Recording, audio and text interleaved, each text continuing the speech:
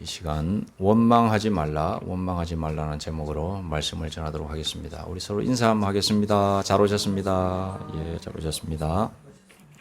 예.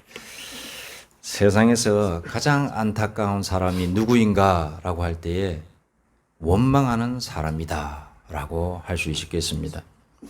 반대로 세상에서 가장 가치로운 사람은 누구인가라고 할 때에 감사하는 사람이 바로 가치로운 사람입니다. 좋아하는 음료수가 컵의 절반 정도 남은 것을 보면서 어떤 사람은 절반이나 남았네 라고 말하고, 혹 어떤 사람은 절반밖에 안 남았네 라고 말을 한다고 합니다. 사물에 대해 부정적인 마음으로 바라보면 부정적인 결과만 예측이 되고, 긍정적인 마음으로 바라보면 긍정적인 결과가 예측되는 것입니다. 현대그룹의 고 정주영 회장 살아있을 때에 유명한 말을 많이 남겼습니다. 그 중에서 대표적인 말이 뭐냐? 어이 여보게 해봤어? 이 말이 대표적인 말로 남겨져 있습니다. 부정적이고 불가능해 보이는 사업이라고 할지라도 긍정의 마음으로 시도해보고 시도해보면 되는 사업이 될 수 있다는 그런 뜻으로 말을 한 것입니다. 원망할 만한 상황도 조금만 멀리 바라보고 참으면서 지혜로 극복하고자 한다면 감사할 만한 결과를 가져오게 되는 것입니다. 원망이라는 단어를 거꾸로 바꾸면 망원이 됩니다. 망원의 뜻을 보면 어떤 뜻이 있느냐? 멀리 바라본다라는 뜻입니다. 멀리 바라보는 기구를 망원경이라고 하지 않습니까? 그러니까 원망할 만한 일도 멀리 바라보면 감사가 보일 수 있고 기쁨이 보일 수 있다, 이 뜻입니다. 그런데 우리가 착각하는 것은 순간에 원망할 만한 그 사건을 너무 경거망동하여 일희일비하는 경향이 있어서 우리는 계속해서 원망하게 되는 원망의 연속의 구렁텅이로 빠지고 있다는 사실을 우리는 인식해야 되는 것입니다. 하나님의 음성을 기다리는 우리가 된다면 하나님의 뜻과 평안을 받아 누리는 감사의 사람이 될 줄로 믿습니다.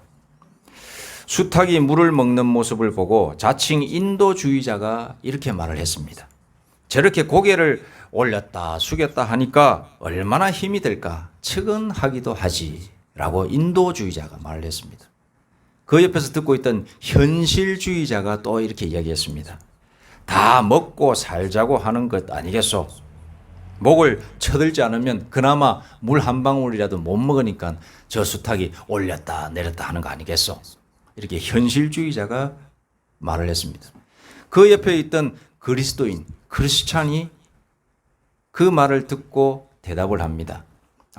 두 분의 말씀이 맞는 말씀입니다만 저 수탉은 한 모금 물을 마실 때마다 하늘을 쳐다보고 하나님께 감사하고 다시 한 모금 고기를 모금 먹고 또 하늘을 바라보며 하나님께 감사하는 것이요 라고 이렇게 해석을 했던 것입니다.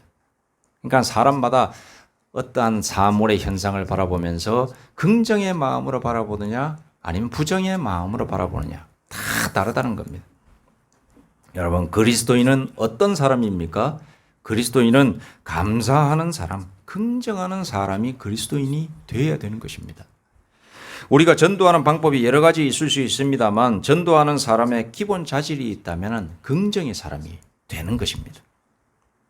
원망이 1도 없어야 됩니다.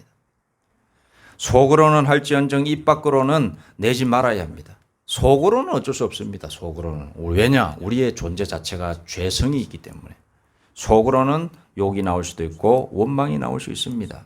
그러나 입 밖으로 내는 것은 통제할 수 있습니다.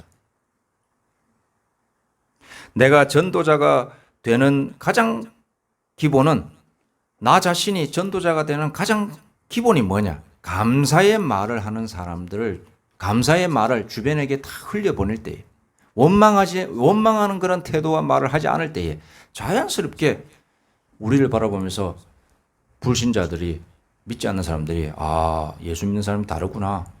하나님 믿는 사람 다르구나. 이렇게 바라보게 되는 겁니다. 그것이 차곡차곡 감사의 마음이 차곡차곡 그런 태도가 차곡차곡 쌓일 때에 그 사람은 진정한 전도자가 되는 겁니다. 저도 이게 좀 낯을 가리고 사람들한테 막 이렇게 다 살갑게 가가지고, 왜 그런 사람들 있지 않습니까? 세일즈 하시는 분들. 아주 얼굴에 철면피 까고 가가지고 이거 사십시오 이렇게 하는 그런 스타일들 아니거든요. 저는.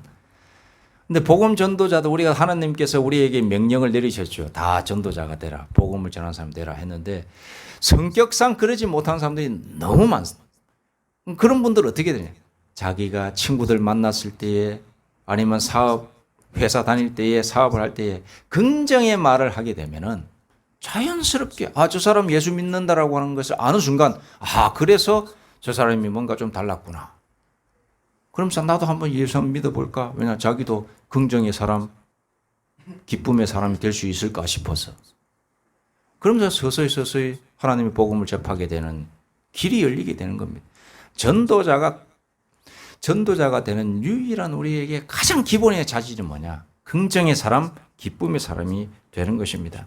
오늘날 한국교회가 욕을 얻어먹고 전도가 잘 되지 않는다고 하는데 왜 그럴까? 그 이유로 하나를 꼽는다면은 원망하는 사람들이 교회 안에 너무 많아졌기 때문에, 감사하는 사람들이 적어졌기 때문에 그런 것입니다. 그들이 세상 속에서 긍정의 영향력, 소위 말해서 선한 영향력이라고 그러거든요. 선한 영향력을 드러내지 못하고 있기 때문에 우리 한국교회가 욕을 얻어먹고 전도가 잘 되지 않는 것입니다. 빌립보서 4장 8절에 이렇게 기록되어 있습니다. 끝으로 형제들아, 무엇에든지 참되며 무엇에든지 경건하며 무엇에든지 옳으며 무엇에든지 정결하며 무엇에든지 사랑받을 만하며 무엇에든지 칭찬받을 만하며 무슨 덕이 있든지 무슨 기림이 있든지 이것들을 생각하라 라고 기록되어 있습니다. 우리가 완벽한 사람은 아니에요. 솔직히 말씀드렸어요. 이거는 완벽한 그리스도인의 모습을 사도 바울은 이야기하고 있습니다만은, 그렇게 우리가 애를 써나간다면은 세상 사람들도 우리를 다 이해해요. 자기도 모자란 것을 알기 때문에 우리 교인들을 보면서도, 그리스도인들을 보면서도 완벽하다라고 생각하자. 그러나 어느 정도의 선을 생각하는 거예요. 그 선이 뭐냐?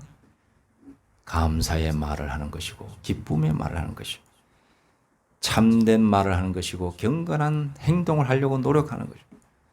지향점이 다르다는 거예요. 그런 지향하는 사람들, 무엇에든지 참되고 경건하고 옳고 정결하고 사랑받을 만하며 칭찬받을 만한 길을 애쓰며 지향하여 나가는 그런 사람의 모습이 다 형상이 우리를 바라보게 될 때에, 세상 사람들이 바라보게 될 때 그런 모습일 때에 그 사람들이 예수 믿는 사람 다르구나. 나도 예수님 한번 믿어볼까. 이렇게 변화되는 게 되는 겁니다. 우리는 원망하지 말아야 되겠습니다. 무엇이든지 원망하는 마음이 시작되면 망하게 됩니다. 자, 여러분, 원하는가? 무엇을? 망하기를 원하는가? 그러면 원망하라. 이런 말이 있습니다. 망하지 않으려면 원망하지 말아야 됩니다. 원망하면 원망하는 자신이 망하는 길이에요. 개인이 망하려면 마음 속에 원망하는 마음이 가득 차면 망하게 돼 있어요. 원망하면 내가 속한 가정이 망하기 시작합니다. 원망하는 마음이 내 속에 가득하면 내가 속한 회사가 있다면 그 회사가 망하기 시작합니다. 원망하는 개개인이 사회 속에 많아지면 사회가 망가지기 시작합니다. 원망하는 조직이 많아지고 기관들이 많아지면 나라가 망하기 시작합니다. 여러분, 우리는 원망하지 말아야 되겠습니다. 오늘 말씀 신명기에 보니까 이스라엘 백성들이 이제 광야에서 가나안 땅으로 들어가려고 정탐을 보냈는데 그 정탐꾼들이 와서 10명이 부정적인 말을 하고 2명만 긍정적인 말을 해요. 한번 해보자. 하나님, 우리 여호와 하나님께서 우리와 함께 하시면 저 가나안 족속을 우리가 다 점령할 수 있다. 하나님께서 약속하신 땅, 젖과 꿀이 흐르는 저 약속의 땅, 우리는 들어가서 정착할 수 있다. 이렇게 말하는데 10명은 무슨 소리 하느냐? 아모리 족속이 키를 받냐? 덩치를 받냐? 무기를 받냐? 택도 없는 소리 하지 마라. 우리는 다 죽었다 이제. 이렇게 얘기하니까는 웅성웅성하면서 사람들이 와가지고 그거 봐라, 현실이 이런 줄도 모르고 너희들은 지금 무슨 헛소리 하냐. 이 광야까지 와가지고 출애굽해가지고 그 고생 와가지고 이제 가나안 땅을 바라보고 이제 넘어가려고 했는데 현실이 그게 아니다. 이 현실이 각박하고 너무 힘들다. 우리는 어디 오갈 데도 없다. 이제는 우리는 다 죽었다. 그러면서 여기로 이끌어낸 사람이 누구냐? 모세 너, 그리고 너 형제 아론 아느냐? 너희들 다 죽여버리겠다. 이러면서, 그리고 그 위에서 지시하신 하나님을 그러면 여호와 하나님이 우리를 죽이려고 이 광야로 데려왔느냐? 이러면서 원망하기 시작하는 거죠. 자, 여러분, 그 출애굽 1세대 사람들이 지금 얘기하고 있는 겁니다. 출애굽 1세대. 출애굽에서 이집트에서 종살이하고 있던 사람들이 이제 출애굽, 이집트를 탈출하여 나와서 생활하는 그 세대, 바로 당 세대, 그 세대를 가리켜서 출애굽 1세대라고 이야기합니다. 출애굽 1세대가 결국에는 그렇게 원망을 하나님께 하지 않습니까? 어떻게 되느냐? 그 원망의 대가로 광야에서 다 종말을 맞이하게 됩니다. 출애굽한 이스라엘 사람들이 21번 원망합니다. 출애굽 1세대가 21번 원망한다라고 하는 내용이 나오고 있는데 구약에 보니 출애굽기에만 해도 출애굽기 15장, 16장, 17장에 보니 아주 여러 군데서 원망했다라고 하는 기록이 나오고 있습니다. 백성이 모세에게 원망하여 이르되 우리가 무엇을 마실까 하며 무럽다고 원망하기 시작하는 거예요. 이스라엘 자손이 온 회중이 그 광야에서 모세와 아론을 원망하여 아침에는 너희가 여호와의 영광을 보리니 이는 여호와께서 너희가 자기를 향하여 원망함을 들으셨음이라. 우리가 누구이기에 너희가 우리에게 대하여 원망하느냐. 밥 없다고 고기 없다고 원망하기 시작하는 겁니다.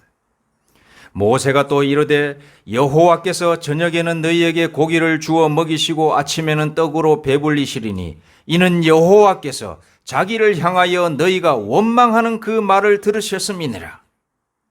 우리가 누구냐?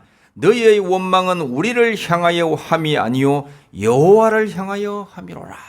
이렇게 하면서 원망하는 백성이 곧 지금 출애굽 1세대라고 이야기하고 있습니다. 모세가 또 아론에게 이르되 이스라엘 자손의 온 회중에게 말하기를 여호와께 가까이 나오라.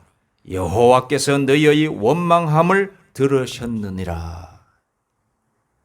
여러분 한두 군데가 아닙니다. 21군데에서 원망하여 이르되 원망하여 가로되 이스라엘 백성이 원망하여 여호와께 아뢰되 원망하였습니다. 계속해서 원망했습니다. 출애굽 1세대는 약속의 땅 가나안으로 들어가지 못했습니다. 원인이 뭐라고요? 원망 때문에 못 들어간 겁니다. 원망하는 마음이 그 속에 가득한 인생들이었고 그 원망을 모세에게 하나님에게 드러냈기 때문에 출애굽 1세대는 광야에서 다 죽은 거예요. 원망했다고 하더라도 회개가 있었다면 다행이었을 것인데 회개조차 하지 않았어요. 출애굽 1세대들은 끝까지 그들의 마음속에 가득 찬 원망 속에서 살다가 죽었어요.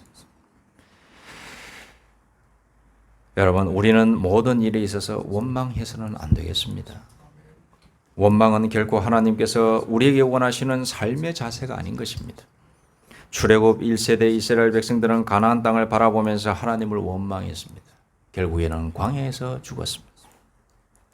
두 마을이 있었습니다. 두 마을. 한 마을은 감사촌, 한 마을은 불평촌. 불평촌 사람들은 무엇이든지 불만이고 무엇이든지 근심하고 무엇이든지 생기면 매사에 분노하고 또 좋은 일이 일어나도 혹시 나쁜 일이 생길 거야라고 해서 불평불만을 했습니다. 담배 연기가 코에서 나오는 것처럼 그들에게선 잠재적으로 불평과 불만이 뿜어져 나왔습니다. 근심의 연기가 항상 입에서 나왔습니다. 불평촌 사람들은 주소가 그 동네이고 또 모두가 불평 속에서 살기 때문에 이 비극이 악순환이었습니다. 그러나 감사촌에 사는 사람들은 어떠한 가운데서도 감사를 했습니다. 고생을 해도 감사하고 환난이 찾아와도 감사하고 시련이 찾아와도 감사의 농도는 더욱 짙은 말들을 했습니다. 봄에는 꽃이 피는 것에 감사했고 여름에는 잎이 무성한 것에 감사했고 가을에는 추수하는 것에 감사하고 겨울에는 앙상한 가지가 있었지만은 뿌리가 남은 것에 감사했습니다. 하루는 불평촌에서 사는 사람 한 사람이 감사촌에 놀러 왔습니다. 그래서 하루 종일 감사하는 사람의 그 감사촌의 사람들의 감사 소리를 들었습니다. 그래서 자기도 은결결에 감사합니다라고 이야기했어요. 그런데 불평촌에 들어왔어요. 불평촌으로 돌아와가지고 하는 말이 하루 동안 내가 감사합니다 감사합니다 듣다 보니까 나도 은결결에 감사했네. 에이 얻어먹은 것도 없이 감사만 하다 왔네. 이렇게 다시 불평하기 시작하는 거예요.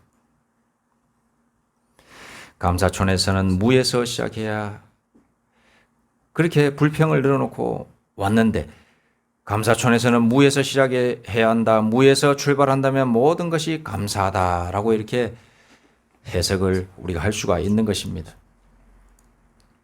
불평하는 사람이 감사하는 사람이 되기 위해서는 불평하는 그런 과거를 다 내어버려야 되는 거예요. 다 내어버리고 이제부터 나는 이제 감사하는 사람이 되어야겠다라고 입 밖으로 그렇게 이제는 결단의 시간이 있지 않으면은 우리는 감사의 사람이 될 수가 없습니다. 저도 저 스스로를 바라보면서 그런 생각을 해봅니다. 순간순간 한 번씩 내 마음속에 원망하는 마음, 불평하는 마음이 한 번씩 이렇게 나온단 말이죠. 그럼 그걸 어떻게 바꿀 수가 있느냐? 그날부터 안 해야 되는 거예요. 싹 고쳐서 그래 이제는 불평하는 말, 원망하는 말, 원망하는 생각, 불평하는 생각 나면은 생각이 나면 날 수 있죠. 나면은 주여 용서하여 주옵소서. 제가 불평하였습니다. 제가 원망하였습니다. 싹둑싹둑 자르는 거죠. 그리고 원망할 만한 상황, 불평할 만한 상황을 바라보면서 어떻게 하면 내가 감사할 만한 요소가 있을까 이렇게 생각하고 고민하게 해야겠구나라고 결단하는 거죠. 그렇게 하지 않으면 안 되는 겁니다. 불평을 완전 제로로 만들어 놓고 감사를 채워나갈 때 우리는 감사의 사람이 될 수가 있는 것입니다. 사랑하는 우리 형제자매 여러분, 우리는 원망하지 말아야 되겠습니다. 원망하면 다 망합니다. 우리 가정도 망하고 사회도 망하고 국가도 망합니다. 오늘날 우리 나라에서 대통령 잘못 뽑았다고 원망하는 사람들이 얼마나 많은지 모릅니다. 잘못 뽑았을 수도 있죠. 하지만은 잘해보려고, 잘해주려고 우리가 좀 이렇게 힘을 북돋아주고 이렇게 하는 면도 있어야 됩니다. 근데 오늘 너무 많은 사람들이 원망과 불평 속에서 살아가는 모습을 보게 됩니다. 우리가 누구도 지지를 하는 것하고 우리가 원망과 불평 속에서 지적하고 공격하는 것하고는 다른 겁니다. 여러분 기도하시고 이 나라를 위해서도 기도하시고 또 나의 가정을 위해서도 기도하시고 우리 사회를 위해서도 기도하시고 또 그 사회의 구성원인 우리 각자 한 사람 한 사람이 원망하지 아니하고 모든 것에 있어서 감사의 그런 마음을 가지시는 진정한 그리스도인들이 다 되시는 저와 우리 모두가 되기를 소망합니다. 기도드리겠습니다. 하나님 아버지 감사합니다. 저희를 불러주시고 자녀 삼아주신 것 감사합니다. 자녀 삼아주셨을 뿐만 아니라 구원하여 주시고 영원한 생명 허락해 주시니 감사합니다. 우리가 일상생활 속에서 원망하는 삶을 살지 않게 하여 주옵소서. 순간순간 찾아오는 시련과 환난 속에서 원망할 수 있는 요소들이 너무나도 많이 있을 수 있습니다만 그러한 상황 속에서 원망하지 아니하고 하나님의 뜻을 지그시 기다리는 감사의 사람이 되게 하여 주시옵소서. 감사드리오며 예수님의 이름으로 기도드립니다. 아멘.